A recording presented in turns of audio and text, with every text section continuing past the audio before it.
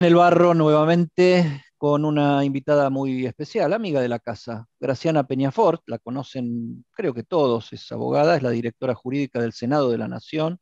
Tiene todavía como abogada casos de dominio público. De alguno de ellos vamos a hablar con ella en esta conversación. ¿Cómo estás, Graciana? Gracias por recibirme una vez más, con las patas en el barro. Bien, como todos, en cuarentenada, metida en mi casa, tratando de cuidarme lo más que puedo, preocupada, con mucho trabajo, pero bien. Ujú. Déjame que entre por un lado que espero que no sea para vos un golpe bajo. Mañana es un día importante para los periodistas, sobre todo los que venimos de la gráfica, pues se cumple medio siglo de la salida a los kioscos del diario La Opinión, de Jacobo Timerman. Vos no tuviste que ver directamente con eso, pero bueno, trabajás y escribís para el medio de alguien que trabajó ahí, que es Horacio Berbisky. No, y además soy Eh, abogada de los hijos de Timerman, de exacto, Jacobo. y sos Fui la abogada abogada de, de Héctor y soy la abogada de Javier. a eso iba, y sé que tuviste una relación a partir de eso, a partir de asumir el caso de Héctor Timerman muy cercana con él, y quería recordarlo un poco porque yo lo conocí en un tiempo bastante, nos veíamos y hablábamos bastante seguido con Héctor, incluso estuvimos conversando para crear una escuela de periodismo online que se llamara Jacobo Timerman, con el nombre de su padre, y después, bueno, las idas y vueltas, y que nunca alcanza la plata para nada, y qué sé yo, al final eso no salió, pero habíamos llegado a eso.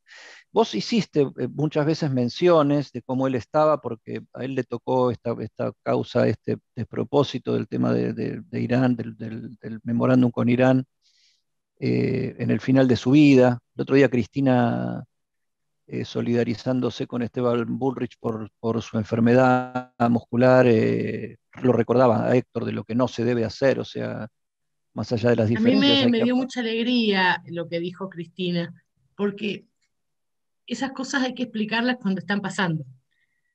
Mostrar la diferencia, es decir, no ver el castigo como la enfermedad como un castigo, una cosa, sino demostrar ese mínimo de humanidad es muy importante en la política.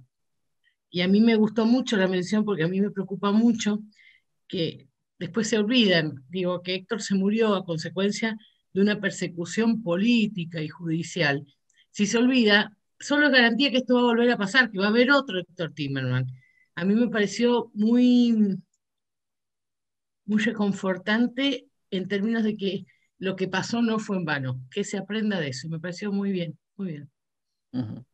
Sí, o sea, haya muerto por eso, ¿no? Porque bueno, lo que él tenía era un cáncer, pero obviamente la situación de no permitir hacer tratamientos, de no viajar, etcétera, etcétera, influyó bastante directamente en Y la mira, lo salud. que yo, eso te lo puedo contar en primera persona, respetando que soy abogada y no médica. Ujú.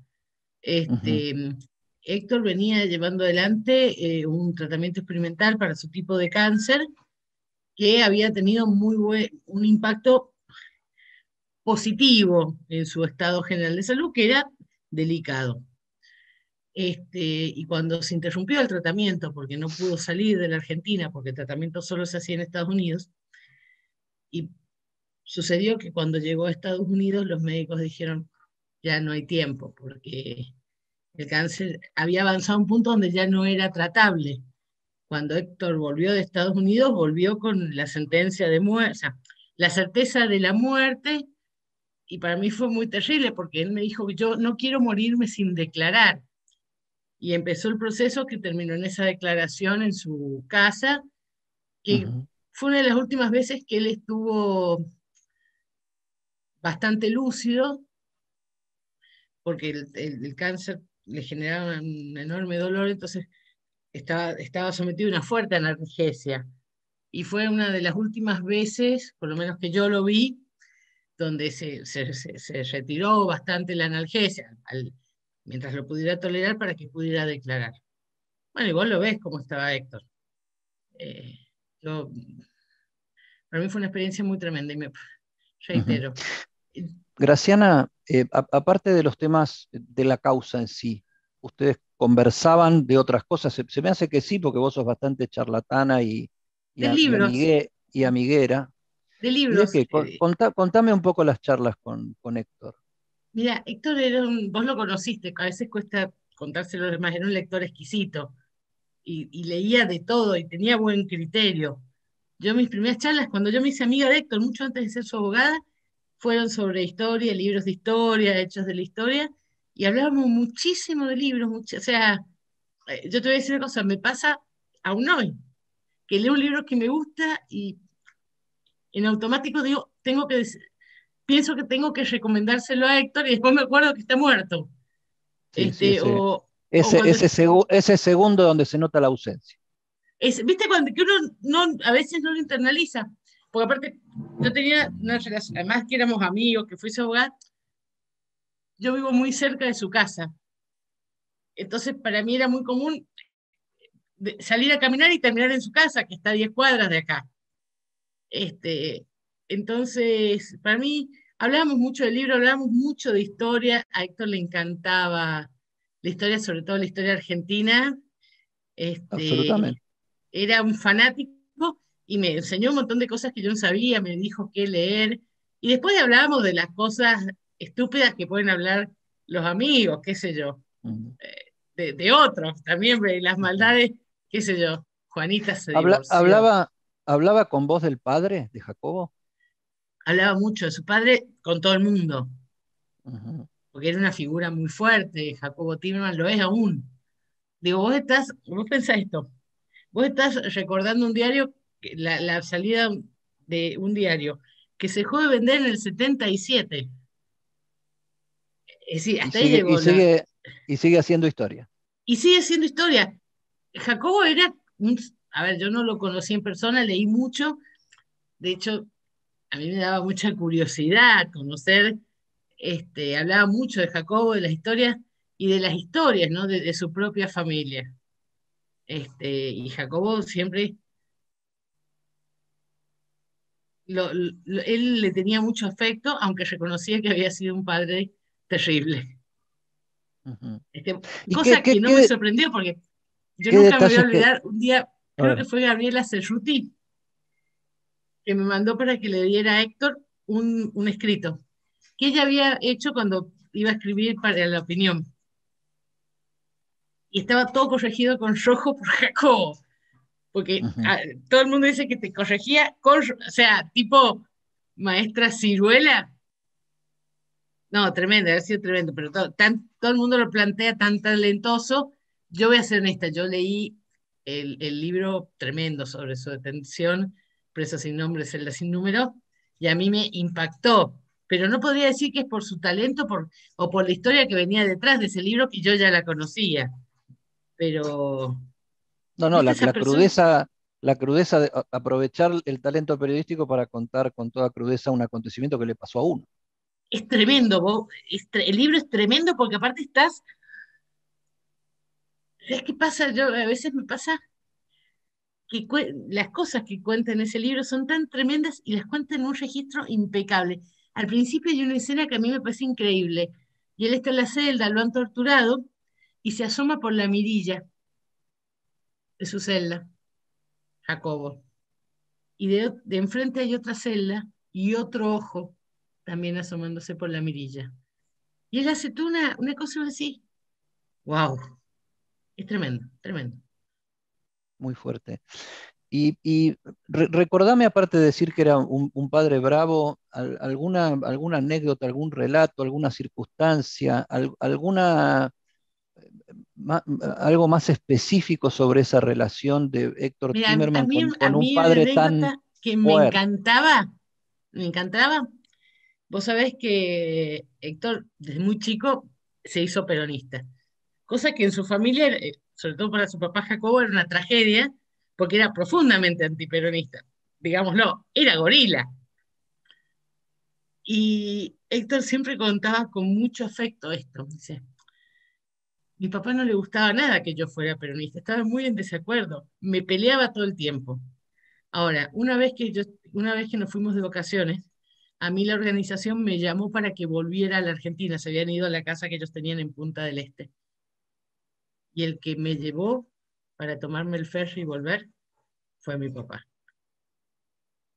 Dice, y yo siempre pensé que yo tenía que ser igual con mis hijas. No necesitaba estar de acuerdo con lo que ellas decidían, pero sí apoyarlas siempre. Ujú. O sea que Siempre pensé, yo estuve en esa casa de Punta del Este, porque yo estaba en Uruguay cuando lo asesinaron a José Luis Cabezas, que éramos compañeros de claro, trabajo en la revista Noticias. Yo estaba de vacaciones en ese momento porque era enero, y bueno, decidimos con la revista que me quedara allá para hacer algunas notas sobre las repercusiones, siendo enero en Punta del Este un momento de tanta concentración de figuras claro. públicas de la Argentina en los 90. Así que estuvimos en ese living charlando largamente en ese living comedor, con una chimenea extraordinaria, nunca había visto una tan grande en mi vida, con Jacobo Timbra, un personaje, eh, bueno, fuerte, fuerte, admirable, polémico, ¿m? Muy polémico. Tremendo. Y después, yo no lo conocí, o sea, lo Claro. conozco No, a mí me a través del hijo, a mí me divertían mucho las historias alrededor pero esas historias familiares, por ejemplo, el chiste que hacía de que tenía una tía que era tan quejosa que le habían puesto Mejame, que es lamento en Yiddish. Es ¿m? decir, esos sobrenombres de maldad, digamos. O como a la mujer, a la mamá de Héctor, la mujer de Ujú. Jacobo, en la familia le decían la santa, porque era la única que le tenía paciencia a Jacobo. O sea, son esas anécdotas de la intimidad. A mí me daba mucha, es que me daba mucha ternura, porque estaba por un lado el Jacobo casi monstruoso en su dimensión pública, y después la anécdota de la cotidianidad y cómo la mirada de su hijo Héctor iba de una u otra dimensión sin, como sin switchar, sin que hubiera un cambio, era tremendo. Ujú. Pasaba de contarte cómo la primera vez que lo había tenido que ir a ver detenido, cuando le cuentan las torturas, a contar cómo había vendido un piano que era de la madre. Es decir, y era una cosa, a mí siempre me pareció muy maravillosa, como la mitología. Supongo que todas las familias la tienen, pero no todas las familias tienen un Héctor Bueno, Timmerman. pero claro, no todos tenemos un Héctor y un Jacobo Timerman en la familia. Exactamente. ¿Y del periodismo hablaban con Héctor? Héctor se quejaba mucho, ¿sabes qué? Héctor se enojaba mucho, pero tenía una sola obsesión, vos se la debes conocer. Se enojaba mucho cuando escribían mal. Yo me acuerdo alguna vez de haber llegado a su oficina de Cancillería a verlo. Decía, mira, escucha este párrafo. Y no sé, ¿te parece que esto lo puedes escribir, esto lo puedes publicar? Era muy crítico porque él escribía hacerle un escrito a Timmerman era una desgracia, porque era igual que el padre, hasta que no estaba de acuerdo hasta con la última coma, no te dejaba. Era muy crítico del periodismo y estaba muy desencantado del periodismo. Ujú. No, no, Él, me consta, incluso él alguna vez me manifestó su enojo, hasta conmigo mismo, por parece, algunas cosas escritas, y en determinado momento creo que los dos decidimos dejar no, no éramos amigos, pero bueno, teníamos una relación muy respetuosa, afectuosa, y habíamos charlado muchas veces de muchas cosas, ya te digo. Pero bueno, hubo un momento en el arranque de su gestión como canciller que él en algunos momentos no se sintió bien con cosas que uno escribía, no de él, sino de la política en general. Y bueno, ahí como que hubo una distancia como para no para que no provocar hubiera una momentos, pelea, uno a veces sí, para no pelearse. este, era muy crítico el periodismo, era muy, muy crítico el periodismo. Y me acuerdo cómo hacía muchos ejercicios de comparación de noticias. No sé, alguna noticia sobre la Argentina que la cubría el New York Times y mostraba cómo lo había cubierto el New York Times y cómo lo había cubierto la Argentina. Y decía, y él siempre decía, bueno, esto también tiene que ver con que los periodistas en Estados Unidos dicen abiertamente a qué partido van a votar, toman una posición ideológica, no pretenden ser objetivos como pretenden la Argentina. Era muy crítico el periodismo, indudablemente. Ujú, ujú. Graciana, vamos no sé si querés redondear este tema, pero vayamos a los temas de la ¿Puedo actualidad, decir si lo que querés. pienso? Sí, claro. Qué bien estaría que no se hubiese muerto y que podríamos decir, cuando termine la pandemia nos vamos a tomar una cerveza. Y sí, Así vos podrías volverte a ser amigo, yo me divertiría viéndolos charlar. sí. Yo No, por tenía parte, siempre yo he sido un gran reconciliador. Vos sabés que yo senté a cenar a Pepe Liachev con el hijo de Paco Urondo en el restaurante que él tiene en Sí, Caballito. claro, el Urondo lo conocemos todos. El mejor cordero de Buenos Aires cuando hacen cordero. Como habían trabajado juntos, siendo más joven Pepe Liachev, que bueno, después Pepe asumió posiciones que no tenían mucho que ver con aquella juventud maravillosa, entre comillas, según la fraseología de Pepe. Dije, ¿por qué no vamos a hablar de Paco Urondo con el hijo y comemos algo en el restaurante? Los dos estuvieron de acuerdo, así que yo ahí solo miré y provocaba un poco las preguntas y las respuestas, y se pudo dar ese acontecimiento que la verdad fue lindo porque era un hombre grande ya y el hijo de un poeta y periodista bueno, y político y montonero de trayectoria. Sí, esos hombres que existían Este, en los 70, que eran muchos hombres, digo, eran artistas, eran militares, tenían esa cuestión, yo creo que un poco como una modernidad tardía, ¿viste? Esa cosa del hombre completo, y somos más personas parciales. ujú. Algo cambió en cómo nos educaron, pero estos hombres eran distintos en eso. Bueno, había un voltaje en el siglo XX que el siglo XXI, no sé si no lo tiene o lo tiene canalizado por otro lado, ¿no? Sí, Em, canalizado con un modo distinto para mí. Nosotros no conversamos tanto, pero nos comunica, o sea, yo lo veo en esto. Yo cuando era chica me encontraba con gente que se sentaba y me hablaba de cosas y me contaba, y era re interesante. Ahora las leo en internet. El conocimiento se ha vuelto una actividad más solitaria en algún punto, y eso le quita la diversidad que te da el otro, la subjetividad del otro. ujú. Pues es que yo creo que tiene que ver con la velocidad de la revolución tecnológica. O sea, yo creo que estamos todavía absortos frente a un fenómeno que nos supera, tratando de entender cómo se maneja toda la maquinaria que hay, a la que se tiene acceso muy masivo, y que como todas las cosas, cuando se las empieza a aprender a usar, se las usa adolescentemente, o sea, infantilmente, después adolescentemente, y ojalá maduremos y sepamos usar las grandes creaciones de la humanidad para buenos fines. La historia nos lo puede confirmar o nos lo puede desmentir según del lado de la biblioteca que nos asomemos a leer. Yo pienso que tal vez en algún momento tengamos una hipótesis apocalíptica tipo Odisea 2001, pero en una amiga pobrecita que se murió hace poco tenía como su frase de, de Twitter: en términos de eternidad, esta reencarnación es intrascendente. Y yo pienso, Es buena, brillante, es buena, es buena. Chuca, pobre Chuca.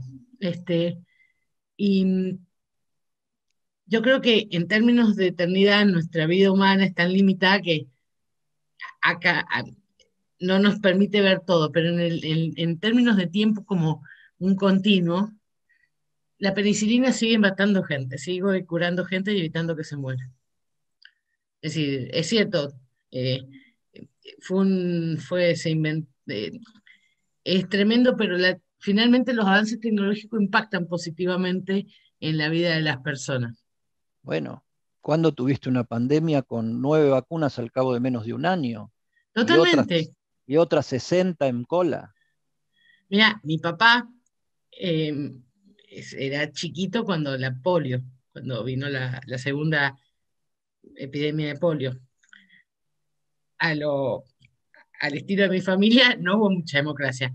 Agarraron a los 6 hijos y los llevaron a la casa de campo en Lavalle. Ellos vivían en Mendoza capital y los mandaron a la casa de campo en Lavalle. Y los tuvieron ahí 6 meses, sin escuela, sin nada. Mi abuela, que era maestra de escuela, dijo, no, no, como todo, ¿no? Eso generó que al año siguiente todas mis tías y mi papá rindieran todo el año libre. Entonces ganaron un año. O sea, mi papá en lugar Claro. de terminar el secundario a los 17, lo terminó a los 16 porque rindió libre. Bueno, pero mi papá me contaba el terror que era, me dice, porque usted ya, me dice, vos no has vivido eso. Yo me acostumbré a ver a gente de mi edad con muletas. Era una parte de de nuestra vida y parecía que que la cura no iba, dice, habíamos pasado por una primera epidemia, que no, todavía no había vacuna. Y pasaron 3 años hasta que hubo vacuna. No, es tremendo, tremendo. Totalmente. Por eso digo que a veces el uso infantil de una parte de la tecnología tapa los avances que tenemos desde el punto de vista científico y tecnológico. Bueno, y vuelve a aparecer después en la discusión quién la tiene más larga, quién manda, quién habilita, quién no habilita, como si, pero bueno, todo lo vivimos acá como si pasara solamente acá. Eh, déjame que entre en algunos temas que tienen que ver con las polémicas de la actualidad, más allá de la pandemia.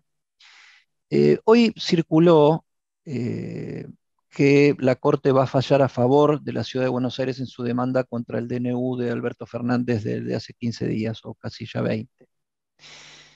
Eh,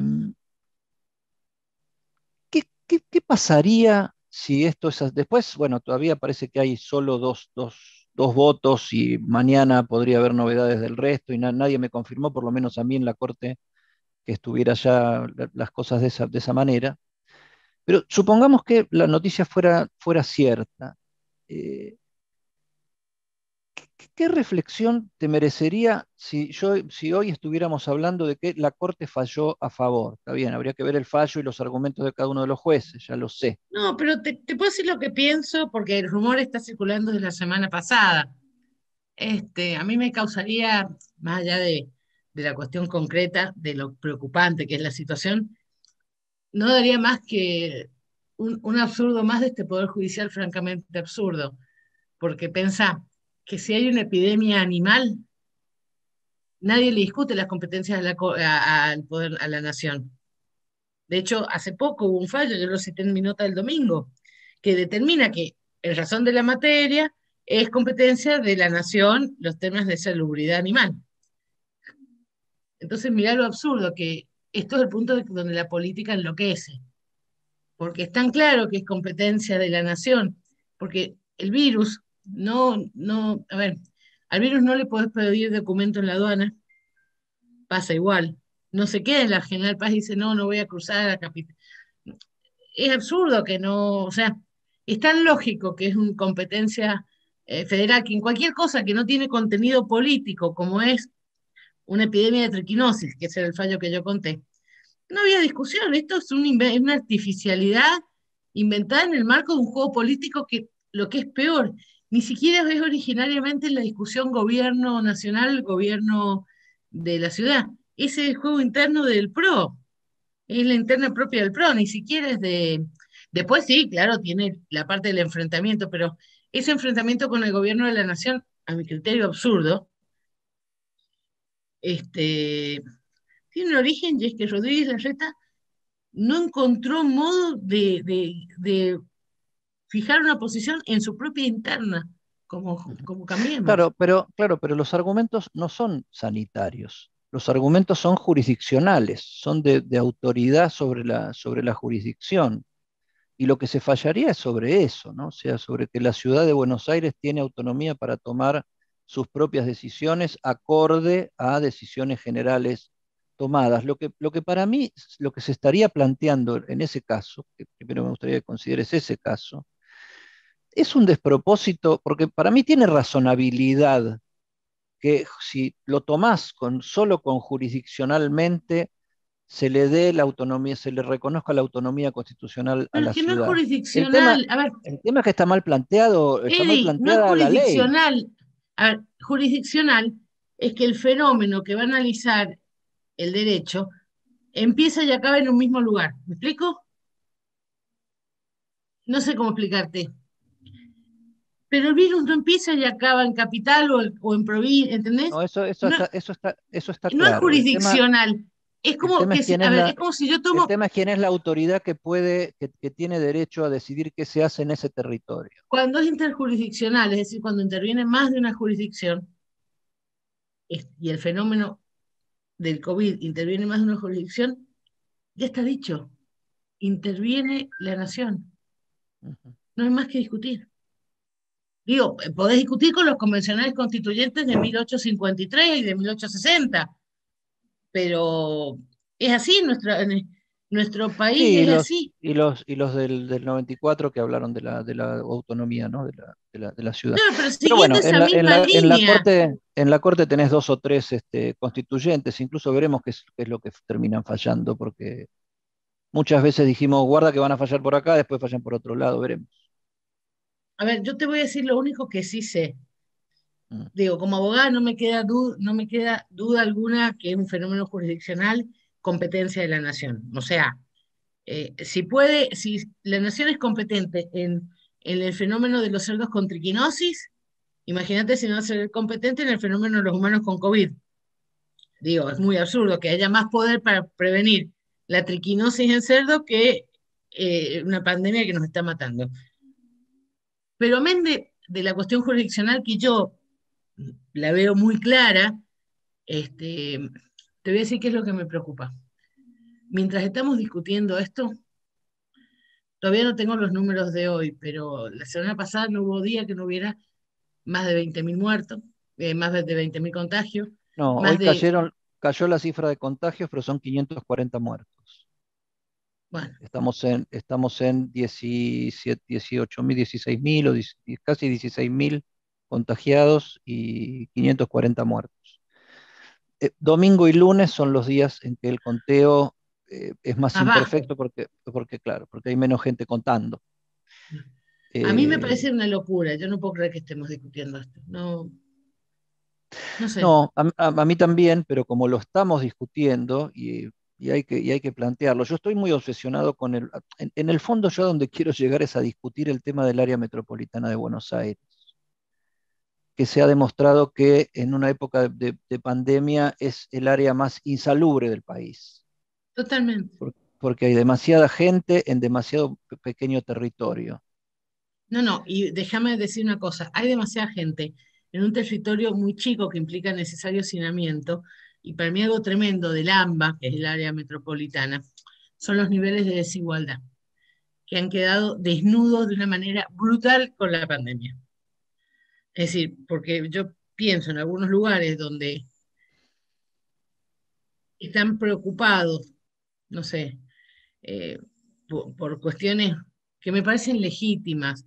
No puedo juntar. Lo que pasó en Nordelta, pensá en Tigre. Un lado de Tigre estaban peleando por el derecho a hacer una fiesta privada en la casa. ¿Y a cuánto? ¿20 kilómetros? No sé si son a 10 kilómetros. Menos, sí. Menos, está una de las villas miserias más grandes que tiene la Argentina, que están preguntándose qué van a comer. O sea, esa Argentina desigual en pandemia ha quedado tan expuesta y ha quedado expuesta incluso en las cuestiones más miserables que tenemos como sociedad. Porque pensá esto, ¿cuál es? La mayoría de nosotros somos clase media, pagamos un sistema de salud, prepaga una obra social por nuestro trabajo. El escándalo que hay porque están llevando gente de las prepagas a hospitales del conurbano. ¿Me explico? O Sí, sí. sea, en lugar de pelear para que la salud sea uniformemente de calidad en la Argentina, nosotros tenemos internalizado, yo no sé si es un prejuicio o no lo es, que en Capital hay mejor salud. ¿Me explico? Y nadie se ha preguntado qué hacemos para que la salud sea mejor en todos lados. Nadie se lo pregunta. El escándalo es porque te van a sacar de Capital te van a mandar a una clínica del conurbano. Lo que Ujú. te quiero decir es, esa desigualdad brutal es, es una pandemia que no es nueva y que a diferencia de lo que pasa con el COVID, no hay vacuna. Cuando empezó esta pandemia, Bueno, tal vez la vacuna sea la voluntad de encarar el problema, porque lo que pasa pues, es que no se yo, lo, no se lo encara. Y yo, a mí el ¿sabes área con qué, metropolitana, sabes con qué contrasto, Graciana? Y me gustaría tener tu visión sobre eso. Ponerse de acuerdo en pandemia de cuáles son los números y cuáles son las estrategias es absolutamente posible. ¿Por qué? Bueno, porque hace un año se demostró que era absolutamente posible. Entonces, más allá de quién sea el que pateó el tablero o patea el tablero, el tema es que entre gente grande, lo que hay que hacer es ponerse de acuerdo porque se sabe que se puede y se sabe que es lo más efectivo. ¿Me explico? yo estoy de acuerdo. Yo no tengo más que decir, pero te quiero volver. A ver, yo no entiendo dónde empezó el desacuerdo. Lo veo, el desacuerdo, no sé cómo empezó. No sé si en una reunión eh, privada Rodríguez Larreta le hizo al don Pilurero a Alberto y se enojaron. No lo sé. Diga, no tengo ese nivel de Ah, conocimiento no de era, no cómo. era, no era el Don Pirulero, era Pito Catalán. A eso, bueno, no lo sé, no lo sé. No, yo lo que veo es el conflicto. Y lo que veo, más allá de ver el conflicto, veo que en ese conflicto la gente se enferma, la gente se muere, la desigualdad se acrecienta y también pienso esto, ¿no? Que el, el, el viernes tuvimos una manifestación en la ciudad, yo la vi por la tele, de la gente que recibe planes sociales para pedir ser vacunados de manera urgente por los riesgos de exposición al COVID que implica la actividad que llevan adelante. Y 12 horas después tuvimos fiestas clandestinas, como la que hubo en un estudio de abogados de acá de Capital, como la de Nordelta. Digo, o sea, ¿qué hay en el medio de esas dos Argentinas? O sea, hay algo que a mí me preocupa y te voy a decir algo que por eso te lo traigo a colación con el área metropolitana, es la coexistencia forzosas de esas dos Argentinas. Y eso me da mucha angustia. Eh, Salgamos un cachito de la pandemia y vayamos a otros temas calientes. Y obviamente el tema judicial, donde bueno, vos tenés postura tomada, conocida, participás de las polémicas públicas y de algunos casos en particular también. Yo hay una cosa que no termino de entender. ¿Por qué fue un escándalo una visita inexistente de Casanelo a Cristina Kirchner? Y para la misma gente que se escandalizaba por esa visita que no existió, no es un escándalo la cantidad de reuniones confirmadas entre Macri y jueces. ¿Te puedo decir la verdad? Sí, para eso Porque estamos. la noticia mentirosa y presentada como escándalo fue agitada por los medios de comunicación que instalaron una indignación que no existía y ahora no han hablado de las visitas reiteradas. Pienso que en defensa, por ejemplo, de uno de los jueces, que a mí no me preocupa la cantidad de veces que fue, que me preocupa, pero no me preocupa tanto que haya ido. No me preocupa tanto que haya sido de manera discreta. No me preocupa tanto que no le haya dicho a sus colegas. ¿Sabes lo que me preocupa? Que cuando le piden al presidencia la lista de visitas en Olivo, presidencia da un listado que no tiene esas visitas. Es decir, que hubo un señor en presidencia que hizo hacer el listado y se puso a borrar. ¿Me explico? La voluntad, o sea, es absurdo. Si vas a dar un listado, no borres, no lo des, no sé, pero me, la locura de hacer como sí. Y vos me preguntás por qué uno fue un escándalo. Nadie habló de las visitas secretas de Borinsky y todo el mundo habló de las visitas falsas de Casanelo. Y ahí, déjame te lo diga, ahí se juega una parte del poder político y una parte del poder mediático. Y una parte del Poder Judicial. Ahora, vos misma lo decís, a mí no me preocupa que se vean tanto, porque la gente se ve, o sea, los poderes se reúnen, conversan. El tema es Es, el estado, el tema es, hasta que no se demuestre qué pasó, es el estado de sospecha permanente. pero es tan simple como que, mira, te voy a llevar una cosa mucho más chica. Yo creo que la primera vez que yo te di una entrevista era un momento de mucho enfrentamiento de perfil con el entonces gobierno de Cristina Fernández. Yo no me junté con vos escondida. Me pediste una nota, me dije, venía al estudio, ¿entendés?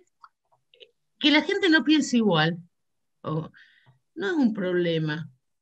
Vos podés juntarte a charlar. Lo que es imperdonable, y a mí esto me parece imperdonable, es la vocación de clandestinidad, porque esa vocación de clandestinidad, en el caso del Poder Judicial, lo que esconde también es la voluntad de torcer la aplicación del derecho. Por eso digo, a mí me parece que hay algo más importante que quién tiene la razón y que es cómo hacemos para darle credibilidad al sistema, porque de lo que estás hablando es del estado de sospecha. O sea, la clandestinidad lo que aumenta es el estado de sospecha.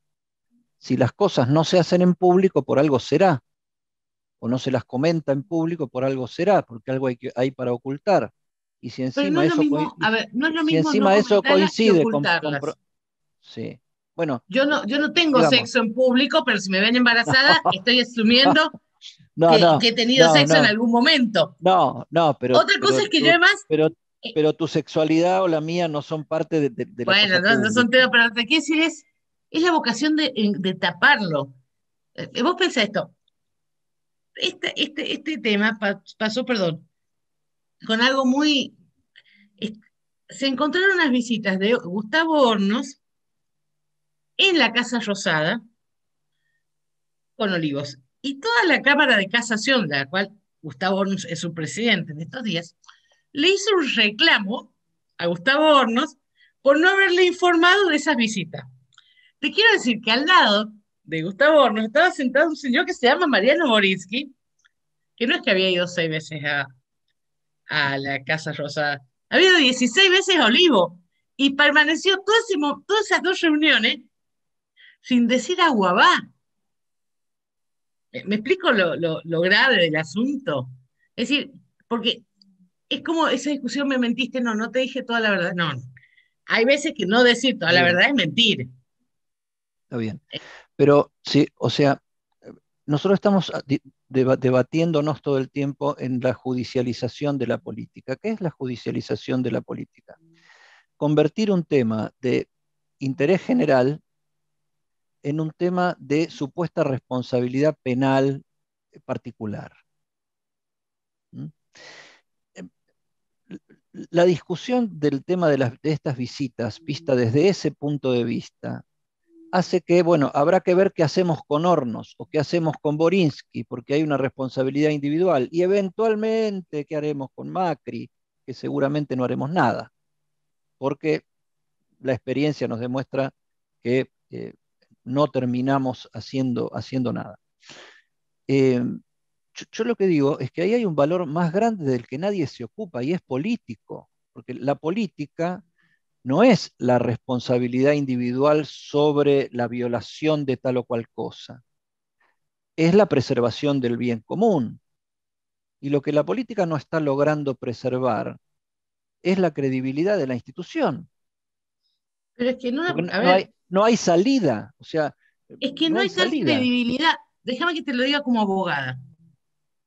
Yo no tengo problema en que el Poder Ejecutivo, llamado Mauricio Macri, se reúna a tomar cafecitos, a jugar al padre o a hacer lo que se le cante con un juez de casación. Pero yo como abogada tengo derecho a saber eso.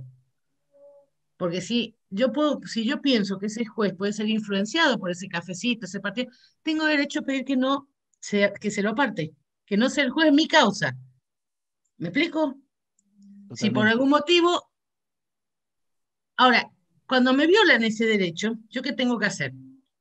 Y tengo que patalear. Porque el problema no es, a ver, absolutamente. el problema es que lo que no es verosímil ya es la sentencia, porque yo no tuve derecho a ejercer mis derechos como persona que se tiene que defender ante la justicia penal. O ponele, Pepín Rodríguez Simón puede tomarse todos los cafés que quieran con Rosencrantz, no me preocupa. Ahora, si Pepín está operando, o si hay una denuncia que dice que Pepín está operando para que el grupo Indalo sea presionado a vender su patrimonio, y aparecen 50.000 llamadas de Pepín y Rosencrantz, y bueno, lo que se afectó es la certeza que tiene el Lo entiendo. ciudadano y los abogados en que el Poder Judicial funciona bien. Déjame te cuento una anécdota chiquita. Había un juez de la Corte norteamericano, Jackson, si no me equivoco es el nombre, que era muy amigo de Roosevelt, del presidente Roosevelt. Después, en la posguerra lo mandan al tribunal de Nuremberg, fue uno de los jueces que continuó con la tarea de Nuremberg. Cuando vuelve, después de juzgar a los nazis, él quería juntarse con su amigo a contarle la experiencia del tribunal de Nuremberg. Tuvo que pedir una autorización judicial. O sea, le tuvo que pedir, como juntar a toda la Corte Suprema que él integra, decir, miren, necesito tener una reunión personal, privada, confidencial, pero quiero hablar de esto. ¿Me autorizan? A ver, lo autorizaron, claramente.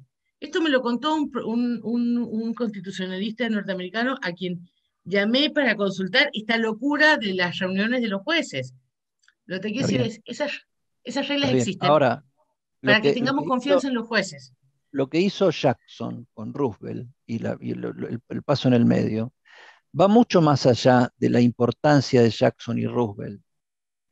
Es La el fe en el sistema, sentido, es el sentido que le dan a la confiabilidad del sistema. O sea, el sistema puede fallar, pero es confiable. es totalmente.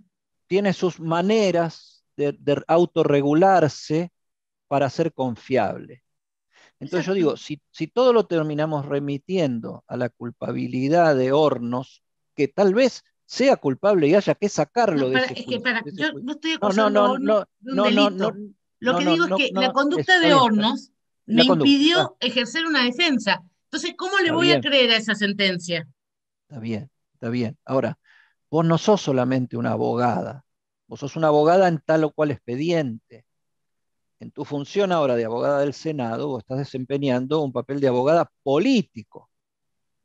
Entonces, No mi sigo pregunta siendo es, abogada. ¿cómo hacemos? Sí, claro que sí, pero ¿cómo hacemos para devolverle credibilidad al sistema? Esa es mi gran pregunta, para construirle alguna credibilidad al sistema. Yo no veo otra que un pacto. Terminemos ya y empecemos a conversar de lo importante y pongamos las reglas de juego que hagan falta. Pero te hago Porque una si no, pregunta. Yo, porque yo si estoy no de es acuerdo con vos, pero vamos, a ver, venimos, vamos, venimos, vamos, ¿con quién venimos y haces los estamos cada vez pactos? peor A ver, ¿con y quién haces los pactos? con los que están. ¿Cómo Porque, pactás con Rosencrantz? ¿Cómo pactás con Lorenzetti? ¿Cómo pactás con los jueces de la bueno, Corte? el pacto deberá surgir desde la política y deberá Pero garantizarse la ¿cómo pactás a constitucionalidad ver, de los voy de vuelta. pactos. No lo haces con la Corte. ¿Cómo pactás con casación? ¿Cómo pactás con los fiscales cuando tenés esto en el...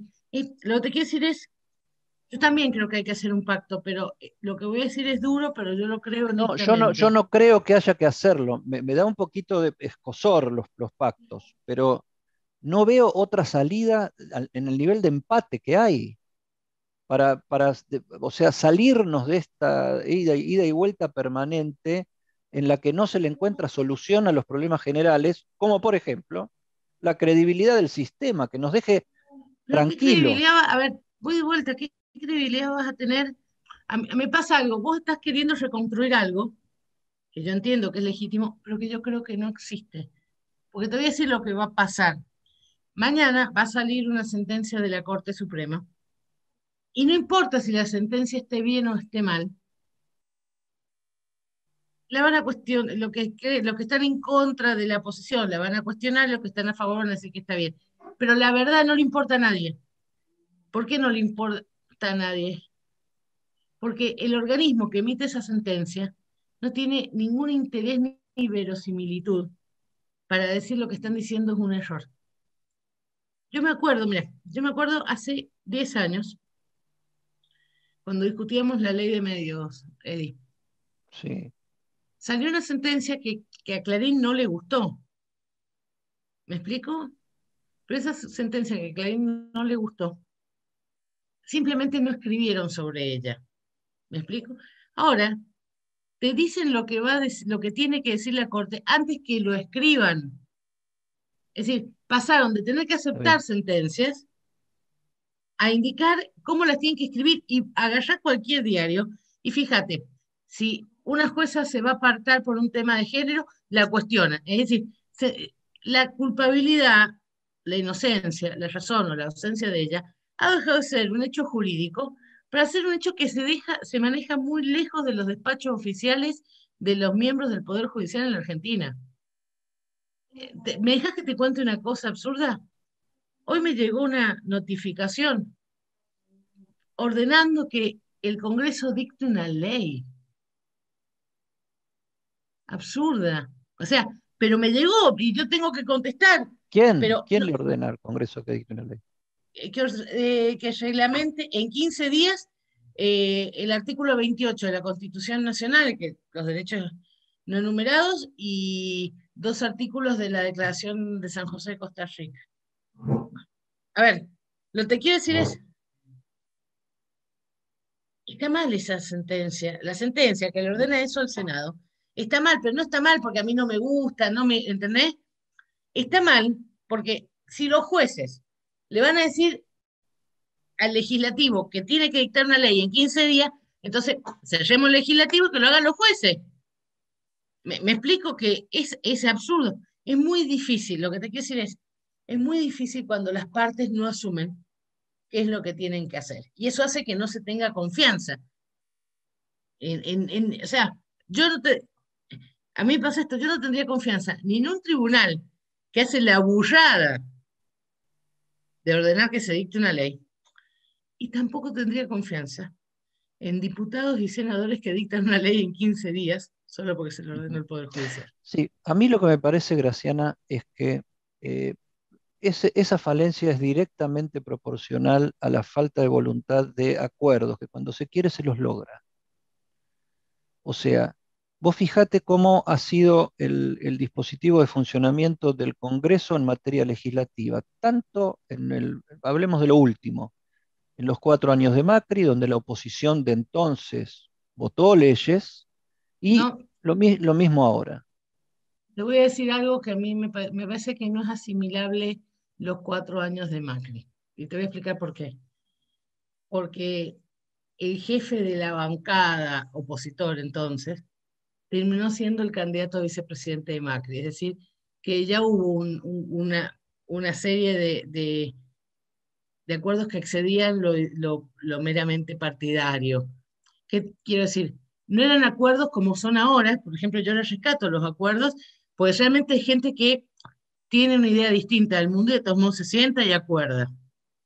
No eran esos los acuerdos de Macri, porque el jefe de bancada no era un opositor, a eso voy, no lo era.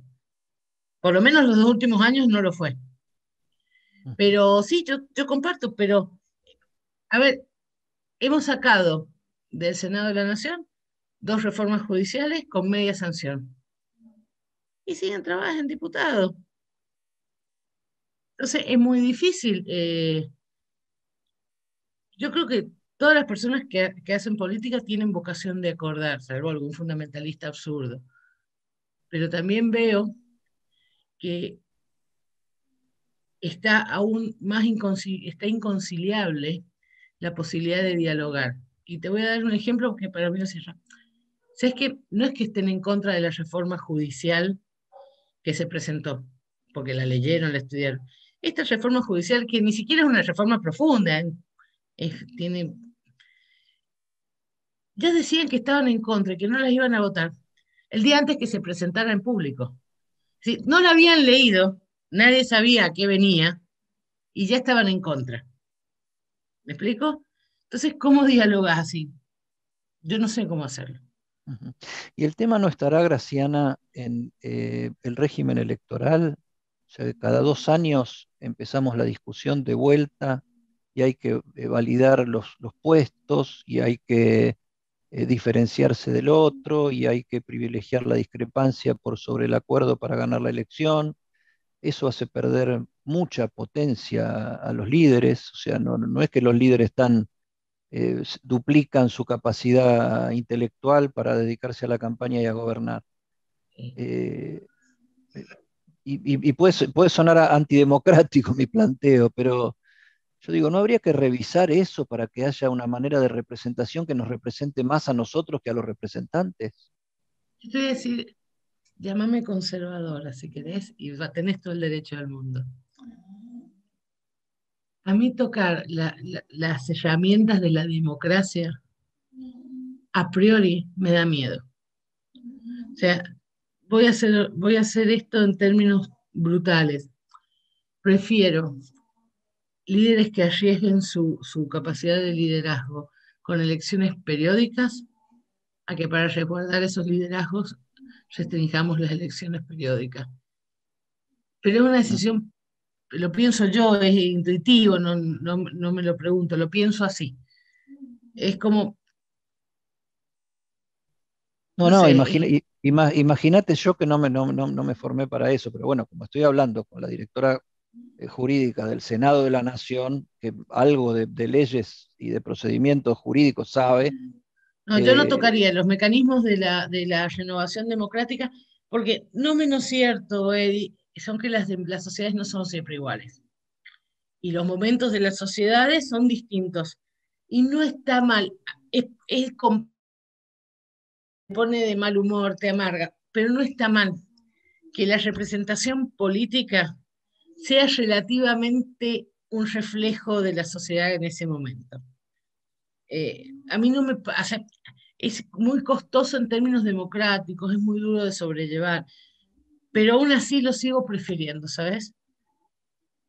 Yo prefiero una democracia activa, aunque no me guste lo que resulta, pero que resulte. No sé si estamos en condiciones de resignar la no, representación no, democrática. no, imagínate que no, mi planteo no es ese, mi planteo No, solamente es ver los resultados y acorde a los resultados a lo largo de, no sé, yo voté por primera vez en el 83, o sea, en toda esta saga democrática, me crecí, me formé, me desarrollé como periodista, me dedico a la política, miro la realidad, veo los resultados y no funcionó mal. Sí, pero mira, no Y eso no, funcionó. y eso no quiere decir volver para atrás, ni a palos. No, ya sé, no, Digo, descuento. ¿cómo perfeccionamos nuestros códigos de convivencia para que lo único no coyuntural sea que la elección funciona así? Porque te determina todo. O sea, porque no sea Tal vez pienso, coyuntural, termina te voy a siendo decir algo que yo coyunturalismo puro pienso. todo, Yo te voy a decir cortoplacista algo que yo todo. pienso de lo que sé. A mí me gustó mucho, por ejemplo, la idea que escuché en la discusión de reforma constitucional de tener un tribunal constitucional. Porque para mí estaría bien que las leyes que saca el Congreso pasen por una revisión que digan si es constitucional o no y cierran el debate. ¿Me explico? Porque si no, vivís preso de la justicia cautelar. Vos democráticamente sometes una ley a una acción de revisión por parte de un tribunal constitucional, como tiene España. Si decide que es constitucional, se aplica. Si decide que no, no se aplica. Me parece que son mecanismos para evitar el manoseo de cosas tan valiosas como es la producción de leyes. Pienso, por ejemplo, me parece una alternativa. Mm. Este, Sí, bueno, lo que a uno le llama muchísimo la atención es la cantidad de cosas que la política resuelve en sus estamentos originales y después la propia política judicializa para impedir que esas resoluciones se lleven a la práctica. Entonces, no me lo digas a mí, Eddie, que eso gané es, la causa sobre eso con la ley de medios. Ganamos claro, la ley en el Congreso y después, hubo que ir a defender que habíamos ganado en el Congreso, no el fondo. Yo me acuerdo del caso Thomas, que era un diputado, que para mí es un caso que aparte lo citan todos porque fue un gran caso y la respuesta fue muy buena. Me dijo, mire, señor legislador, usted no puede editar judicialmente un debate que perdió en el Parlamento. Es, por eso te digo, es como básico, pero yo creo, yo soy muy crítica de la judicialización de la política porque no me gusta y porque la política tiene algunos límites y algunas cuestiones que no van de la mano del proceso judicial. Mira, te voy a dar un ejemplo tonto, lo pienso así. ¿Viste cuando estábamos debatiendo si indultar o no indultar en la sociedad, en los medios, a Milagro Sala? Sí, Y yo me acuerdo que me puse a leer la historia del indulto en nuestra jurisprudencia. Y me encontré un caso, el primer caso de indulto, caso muy chiquito, es un despachante de aduana que se roba una botella de aceite de la aduana. El caso es de 1866. La Corte Suprema se había creado en 1863, 3 años tenía una corte que todavía olía nuevo. Bueno, llega, el tipo lo pillan con la botella de aceite, confiesa que se había robado y tienen este problema. Como era un delito hecho en aduana, era de jurisdicción federal. Y tenía una pena re grave, porque no estaba pensada para el choreo de una botella de aceite. Estaba pensada, no sé, para alguien que dejaba pasar contrabando. Pero la pena que le correspondía eran como 10 años de trabajo forzado a un tipo que se había robado una botella de aceite. ¿Y qué es lo que hizo la Corte? Y esto, por eso te digo como ejemplo. La Corte dijo lo siguiente, mire, nosotros no podemos desconocer que la ley nos ordena a condenar a este señor a 5 años de trabajo forzado. Dicho esto, entendemos que por un criterio de equidad y que no hay proporción, por favor, elévese este expediente al Poder Ejecutivo de la Nación para que lo indulte. O sea, ¿me entendés lo que... A ver, ¿qué es lo que te quiero decir? El derecho tiene condicionantes, y eso, por eso la aplicación, donde hay cosas donde no podés inventarte lo que no existe. Te puede parecer injusto, ¿entendés? Podés morigerar, pero sí, la política tiene la riqueza de poder tomar decisiones sin estar ajustada a esas normas tan rígidas que tiene el derecho. ¿Me a eso voy. explico? A Es eso voy. decir, Cualquier pacto tendría zonas de choque y de colisión con la ley. no sé, Porque, yo creo que, porque si no, no habría necesidad de pacto. yo te voy a decir que es lo que a mí me preocupa, pero esto es una mirada personal que es mía, ¿no? No es Cristina, no es el frente de todo. Lo aclaro porque si no, siempre me sacan de contexto.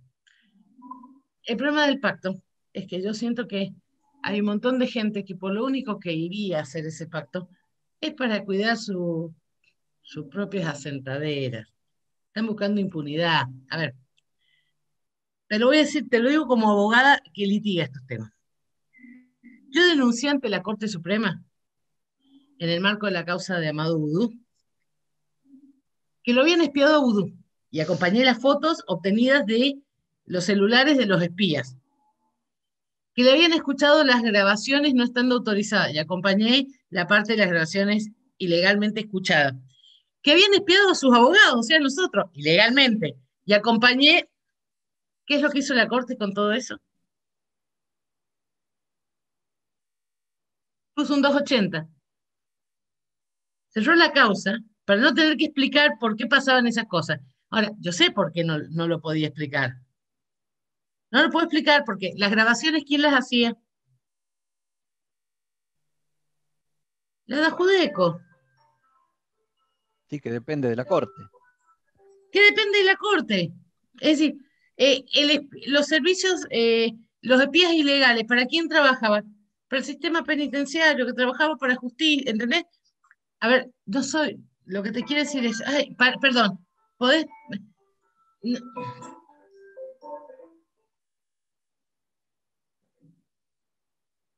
No, ya terminamos, ya Sí. devolvés la llamada. No, quería ver quién era. Entonces, es muy difícil, porque te voy a decir, vos me preguntás qué es lo que hay que hacer. Yo creo que hay que hacer lo mismo que se hizo cuando tuvimos un estado de situación judicial parecido a este. ¿Qué lo hizo Néstor Kirchner? ¿Qué es renovar? Renovar fueros, renovar miembros de la Corte si hace falta. Yo no sé si todo el mundo dice que hay que crear más. Yo creo que es tiempo de renovar. A veces, cuando una institución se vuelve un lugar tan encerrado, a veces tenés que oxigenarla. Esto Está pasó, bien, está acordate lo que bien. era la Corte de la mayoría automática del turco, de Menem. Y Este, cuánto tiempo la muletilla de los críticos de Néstor Kirchner era salvo la Corte Suprema, que es un ejemplo, y qué sé yo, qué historia de cómo se hizo el cambio? El tema, más allá de que haya estado bien o haya estado mal, lo que tenía para hacerlo era consenso, porque si no, no lo hubiera hecho. El tema es que ese consenso se logró desde la destrucción. O sea, veníamos del que se vayan todos. Y esa era la base del consenso en 2004, 2005. 2004.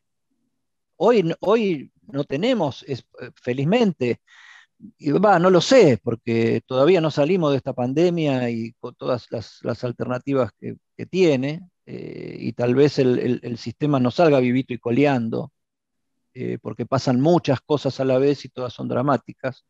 Pero a lo que voy es a eso, o sea, la mayoría automática se terminó porque había consenso político, yo te diría casi total. Lo mismo que cuando fue el pago taca-taca de 10.000 millones de dólares al Fondo Monetario, 9.000 y pico al Fondo Monetario. En ese acto en la Casa de Gobierno estaban todos, Por eso, tal vez, y esto de es a lo que todos quiero, lados. a ver, y esto es a lo que quiero ir.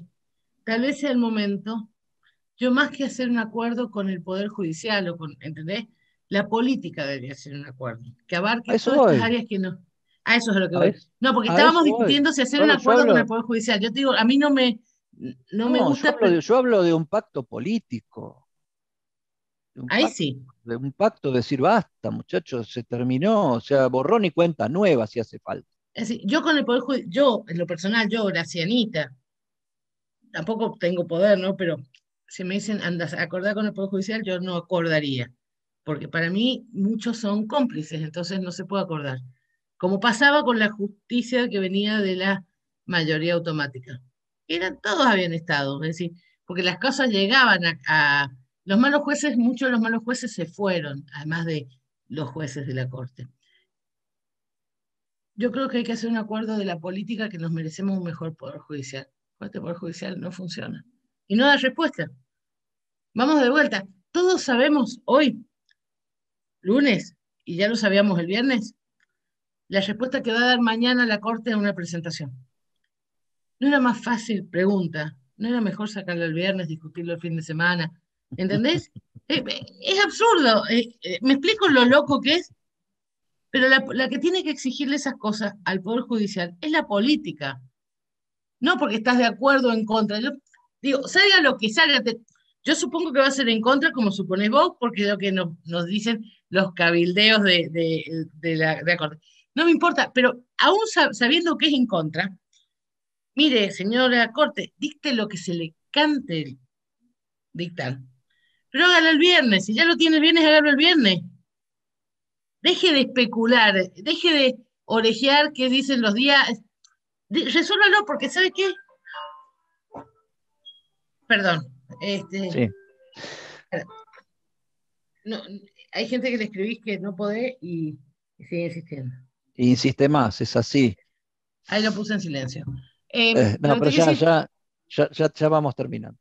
no, pero te quiero decir, voy de vuelta, la política se tiene que poner de acuerdo. ¿Entendés algo? Discutimos argumentos, discutimos. Ahora, en lo que no discutimos es si el Poder Judicial tiene que hacer las cosas en el tiempo y forma. ¿Por qué estamos? O sea, el jueves ya sabíamos este resultado. Jueves, viernes, sábado, domingo, lunes y martes. Sin, ¿Me explico lo absurdo que es? Porque en el medio un montón de gente no sabe qué hacer. Ese es el tema, el montón de gente. La discusión está puesta muy arriba y el gran Y problema ahí voy a decirte algo, es el pero ¿sabes montón lo de que gente. pasa? Ese montón de gente somos nosotros. Sí. Y nuestros representantes no son representantes de los que demoraron 5 días, son representantes de nosotros, del montón de gente. Y ahí está el acuerdo, que tienen que empezar a mirar la conveniencia del montón de gente. Porque más allá de lo que vos o yo creamos sobre lo que va a decir la Corte, necesitábamos saberlo cuanto antes mejor para organizar nuestra vida. Entonces la responsabilidad del montón de gente no es estar especulando si sale o no sale, a favor, si qué voy a decir, a qué programa. No, la responsabilidad de los representantes es decirle a la Corte, pibe, dítenlo lo antes posible. Porque al menos no te puedo dar la solución, pero te puedo dar certidumbre. Sí, creo que en estas cosas se demuestra lo práctico que puede ser una buena o una mala decisión tomada o una decisión tomada tarde. ¿Vamos a la escuela o no vamos a la escuela? ¿Ir a la escuela contagia o no contagia? ¿Qué es lo que tenemos que hacer? Señores, díganos qué es lo que tenemos que hacer, porque somos demasiados para ponernos de acuerdo solitos. Eso, exactamente, eso. Pero entendés que es tan básico, pero eso lo tiene que hacer la política, no lo pueden hacer los jueces. Bueno, Y yo, terminemos acá que estamos de acuerdo, Graciana Peñafort. ¿Eh? yo justo iba a subirte más la apuesta para pelear, porque si no, no van a creer que somos, uno de los dos va a decir que era un fake. Estamos de acuerdo. Graciana, Yo creo en un acuerdo que involucre a la política y que tenga como objetivo que la justicia responda, esté atenta a las necesidades de la población. Nancy, a mí no me molestan los fallos en contra, me molestan los fallos, perdón, perdón, teléfono, estornudo. Lo que estaba diciendo, a mí no me salud, no pasa molestan nada. los fallos en contra, me molestan la falta de certidumbre. ¿Sabes qué me molesta? Me molesta que hace 2 años a mí me dijeron que si un tema de sanidad interjurisdiccional es competencia de la nación. Entonces, si a mí, la presidenta de la nación, la vicepresidenta de la nación, me pregunta, che, ¿cómo es la situación de esto? Digo, mire, doctora, los libros dicen esto y además, mire, la jurisprudencia de la Corte dice que cuando es un caso interjurisdiccional es competencia de la nación. Eso es certeza jurídica, ¿entendés? Entonces le digo, mire doctora, esto es. Ahora, si la Corte hace 2 años dijo con los chanchos que es sanidad que es cuestión federal y ahora con los humanos va a decir lo contrario, yo no puedo hacer mi trabajo. No puedo, y yo no puedo hacer mi trabajo que es asesorar, que toma las decisiones. Y entonces el que toma las decisiones se termina equivocando.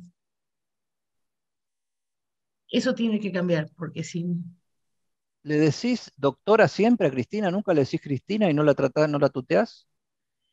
le, depende las veces, pero en general le digo a un doctor, para ser honesta, le digo doc.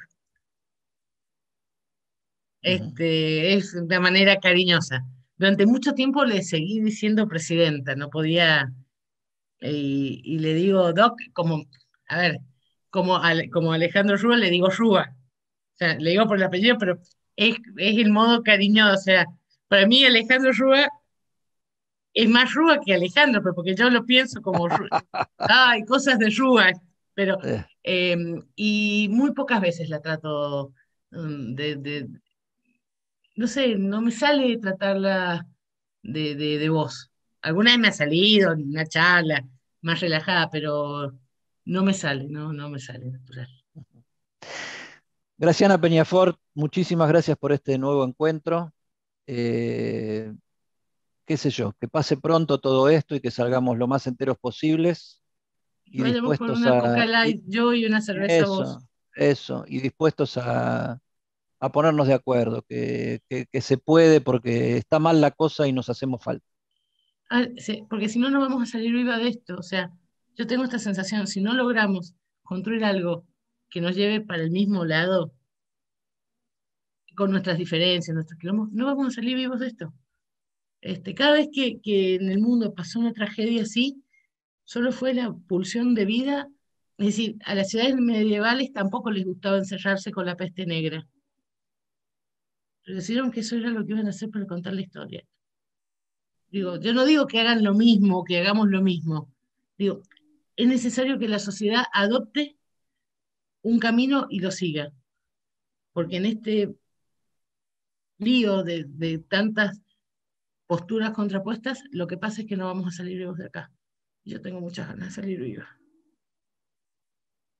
Nos quedamos con eso. Un abrazo fuerte. Un abrazo enorme, Eddie. Chau, Doc. Ah,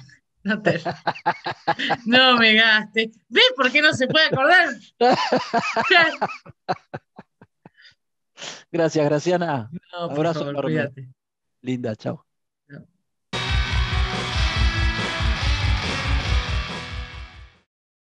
Señoras y señores, aquí estamos en este hermoso estadio para el arranque de este campeonato. Cuando relato me meto de lleno, busco transmitir emoción.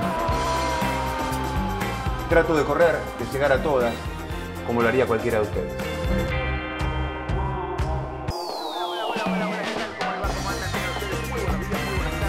Eso mismo es lo que hago todos los días en las 2 ediciones de F90. F90, de lunes a viernes. Por ESPN.